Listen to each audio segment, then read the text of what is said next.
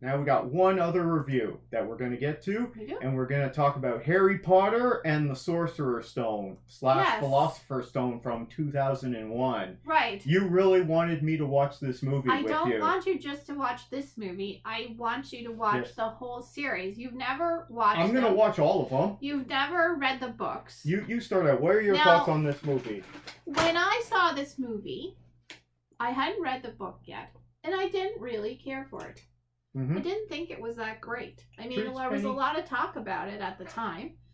And I didn't think it was that great. I kind of didn't get it. I thought it was interesting, I guess, some of the concept, but I didn't really like it that much. But then I read the book, and I enjoyed it a lot more. And then I read the next book. So I basically had read most of the books that were out at the time, and then watched the movies afterwards. And I really enjoyed it, enjoyed that world. And now seeing this movie, although it looked really old. Yeah, it's weird. I watched it. It appears as if it was shot in the 80s. Gee, it looked really old quality. With visual effects from 2001. It was odd. I know the quality. We watched it. What service did we watch it on? Crave. Yeah, it looked really old. But that would be from Warner Brothers. But I still enjoy it. Now I know all these things that they're talking about and the critics, so I do enjoy watching it again, but I didn't really enjoy it the first time. And that leads into what you thought about it, because you didn't really like it either. So, this is not for me. I've never seen any of the Harry Potter movies except for 2 of the Fantastic Beasts movies, and they were both snooze fests. They're not very good. I saw the second and third one. Yeah. So, but I've never seen any of the Harry Potter movies. So this was first viewing. I posted a reaction video on my channel earlier in the week when we finished it. First off, if this is for kids, it shouldn't be 2 hours and 32 minutes. I mean, it almost should have been part 1 and part 2. That was ridiculously long, and not much happens in this movie. They're more introducing you to the scenery. To the whole world, and then there's a little thing at the end where it's like, oh, we got this Philosopher's Stone. Where did it come from? It came up from the guy in the mirror. What? Makes no sense. They do explain it, but you were bored at that point on your phone. I kept checking out on this as I was watching it, which is a sign that this is not for me. This is a kid's movie. Yes. I will say this is very well made. And if this is your thing and you enjoy it, that's great. And this is a good movie that's well made. It's not for me. However, I'm not trying to pick a fight with anyone. I didn't grow up watching or reading this property. What you don't realize is as they go on, the movies progress. Yes. And as they go on, of course they progress. It's a sequel. No, but each one becomes more serious and more adult as he grows up, and there's lots that happen. Why didn't you just jump to like 3 or 4 then, if that's where the good ones start? The books are kind of better in that way. The first movie is not very good, and I understand now watching it again why I didn't like it the first time. Yep. But I really do enjoy the whole series and the story. She's very inventive. All the stuff she's come up with. And once you're not going to read the books, but once you see the other ones, you'll appreciate them a lot more. Because this one is very rudimentary, I'm going to call it. Yeah. Yeah. You know what? I got a good comparison. So this movie for you in the Harry Potter franchise is similar to me in the Marvel Cinematic Universe, the MCU, with Captain America. First time I watched it, so bored out of my mind, okay? Is that the one with Red Skull? Yeah. I had to stop watching it. Yeah. So people gush about this. We'll review it when we get to the MCU movies, but when I first watched that movie, I was not impressed, and I found it quite boring. Right. So, and that probably has a lot to do with the director, Joe Johnston. His movies tend to be quite boring for me. Anyway, I didn't enjoy that one, but going back now and watching stuff previously in the MCU, I appreciate it a lot more, and I'm not saying I'm bored. I do enjoy it. This was a lot. So that's the comparison I was making. To make a movie about this book, it's a big project. It's really hard to recreate that world. This had a lot of British stereotypes in it. Well, it is about boarding school. The old wizard guy, the old witch with the ridiculous hat.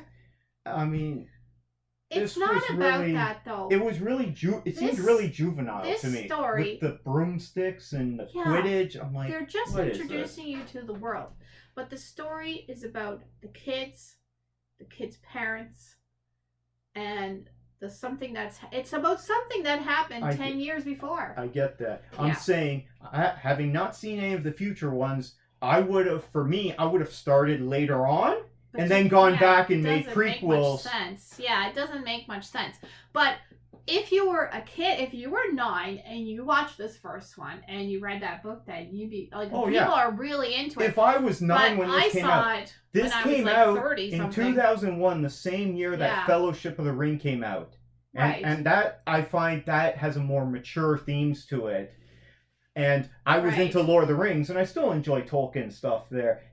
This Harry Potter stuff, starting out, it's aimed at like 8-year-olds, seems really juvenile to me. And I'm not trying to rag on this movie, but I didn't grow up with this. I didn't kind of get what it was all about either when I first saw it. I didn't get why people were talking so much about it because I didn't really care for that. I'll bet if I saw this when I was 8 years old, oh my gosh, I probably would have loved it. Oh, you would. But I was way too old when this came out. Yeah. So this was aimed at a younger demographic. But if you read so I have no nostalgia for this. The books are really well done. And then, it's just a lot to create in a movie. So you're a big fan of the books. I'm big fan of the series as a whole. What are your thoughts on J.K. Rowling? Well, I don't know. There's been lots of negative stuff about her. She seems to be rather controversial in the media, let's say. However, everyone says kudos to her for creating this universe. It's really brilliant, and the story is really good. You just haven't seen the story yet. You just got to the doorway of it, really. Mm-hmm. You haven't seen what's really going to happen. Anyway, I tell you, they get better. Mm-hmm. Okay. Yeah. I'm going to keep watching them. I had to convince them a lot to watch What rate? Oh, yeah, jeez. Anyway, we're going to keep watching the Harry Potter movies, do one a week, but we're also going to start doing other ones. Like, we just finished Jump Street. Yeah. So, we can start on the DCEU next because you haven't seen all of them. You've missed a bunch. You told me not to watch some of them because they were bad. No, I said don't go see them in the theater. But anyway, I'd say the majority of them I enjoy. There are some that aren't that great. Okay? But don't say that to the Snyderverse people because they're all masterpieces according to them. Unfortunately, this movie was a little bit... On the internet rating system, what do you give it? On this movie, first time I watched it, not including all this other information. No, I'm talking now. What's your rating? Well, now. Best or worst? I don't do that. Okay. I think this movie has got like a 75. 75 for all the creation of the world and everything. However, no, that's a C. That's low on my score.